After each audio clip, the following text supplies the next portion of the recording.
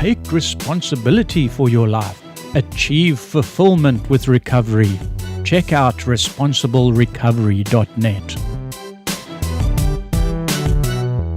And so I realized that I don't like being a restaurant manager. Then I started to hate myself because I realized I don't have a chance at another career unless I stick to this, because this is one of the only careers I can really have without a degree and go far and make a ton of money. Money for me was a driving factor for a very long time, because my biological parents are very poor, but my aunt and uncle who adopted me, my mom and dad, are very well off, very well. And I wanted to be, obviously, like them. I wanted to make a lot of money, and in my head, I'm correlating the two. You guys are not successful, and in my head, you guys are losers. You never tried to do anything with yourself. On the other hand, we have people here, they have a great work ethic, they have a lot of money, they seem happy to me, they've been together forever. That's what I want. I correlate being a winner and being successful with money. In my head, you can't have one without the other. You cannot be successful if you do not have money. Like, the idea of being successful without money was so hard to wrap my head around. So hard. So I was making myself do this, and I was breaking my back for this company. I was literally working 13-hour days. I was there until 5 in the morning. I was doing all the hard work. I was doing the back-breaking work. We'd be scrubbing dishes and labeling stuff and covering stuff and cleaning stuff until 5 in the morning, only to wake up to a text at 7 a.m. that said, "You left 2 dirty dishes." Are you kidding me? With how hard I worked, that's all you have to say to me? But, it was supposed to be like a motivational technique, like, tell them they're not good enough, they'll work harder. And it worked. Because I was there, I was doing it, I kept doing it, and I was making myself so miserable doing this because I just couldn't imagine a life outside of this. Like, what am I going to do? Like a customer service job forever? That's what I'm going to do forever, the thing that I hate. Like, this is my only chance to move up to corporate and because I knew I couldn't do college. I don't have it in me, it's not going to happen. So, to deal with the stress, my roommate and I were a little bit of enablers, because we both deal with the same stress. So, of course, we're like, okay, we'll get drunk together. But the problem is, he would drink and go to bed.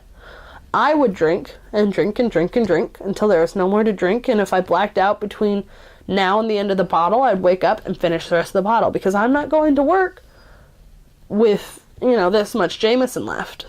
That's going to be gone. It got to the point where, literally, he's going to work hungover. I'm going to work still drunk, because I'm going to find the rest of the bottle. I'm going to finish it before we get in the cab to get to work.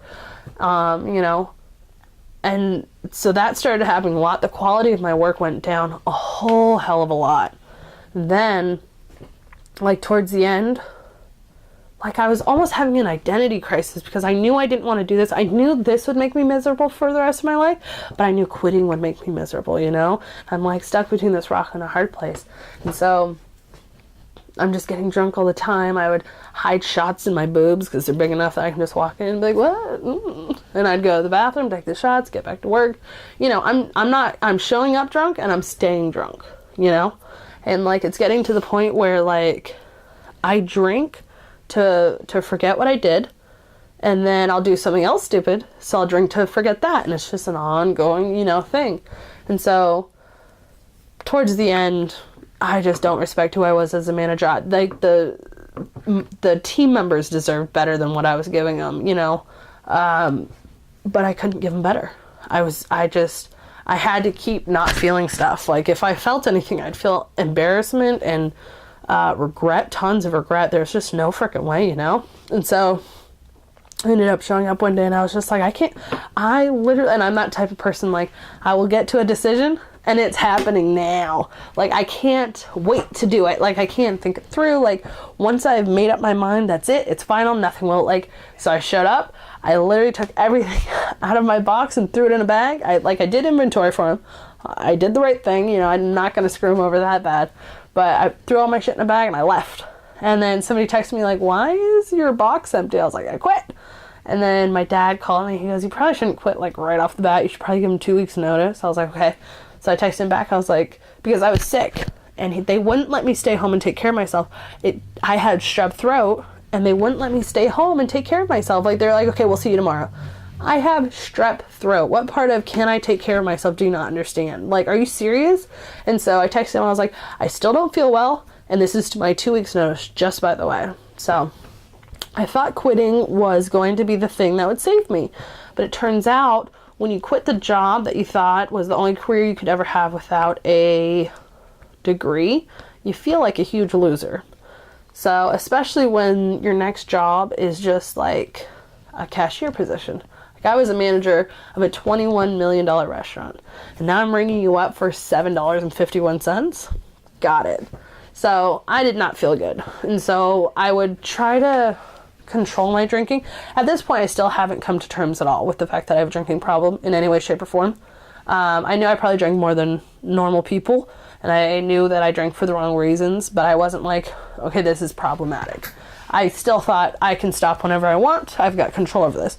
So I would try to drink less, and it would work for a little bit, but then there would just come like these binges. I would just start drinking, and I wouldn't be able to stop, and I would, show up to work drunk, which makes, no sense. Like, I don't know why I think I can come to work drunk. Like, they're gonna know.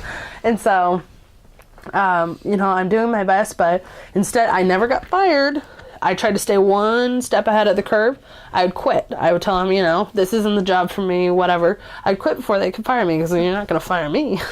I'm too smart for that. So I ended up quitting 3 jobs. And then I found this really great job. It was really easy. It paid really well. It gave me sick time. And around this time I thought, I might have a problem, because I ended up FaceTiming my parents and being like, hey, I think I have a problem, and so they suggested AA, and I was like, okay.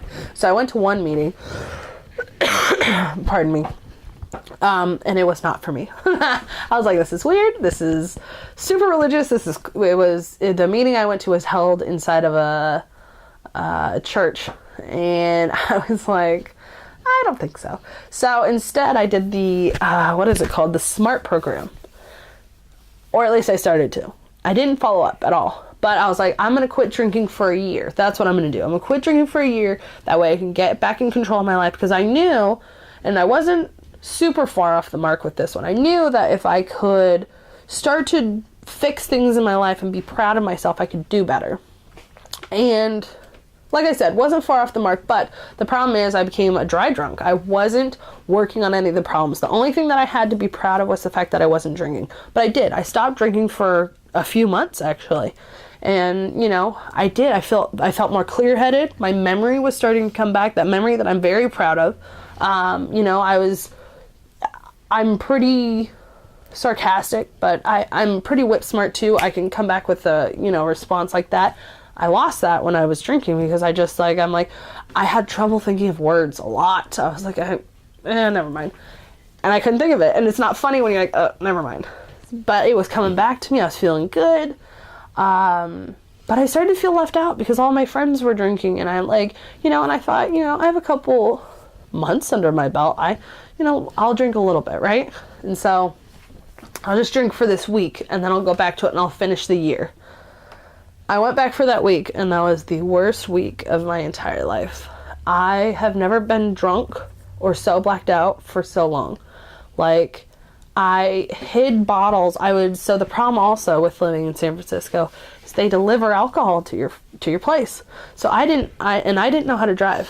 When I was a kid, one of the punishments that my parents had for me was, we're not going to teach you to drive anymore. So I never learned to drive. Even though it's something that I've always wanted, I've just, when you're too busy drinking and feeling sorry for yourself, you don't tend to go out there and accomplish things in life.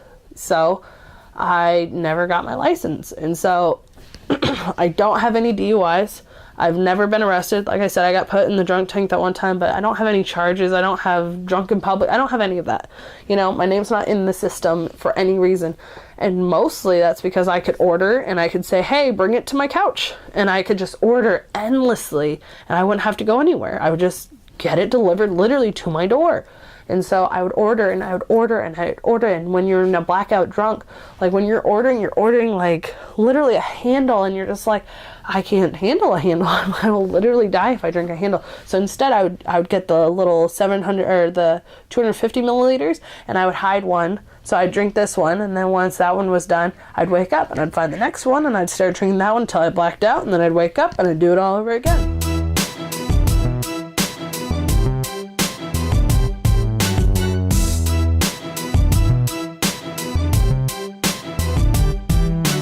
Take responsibility for your life. Achieve fulfillment with recovery. Check out responsiblerecovery.net.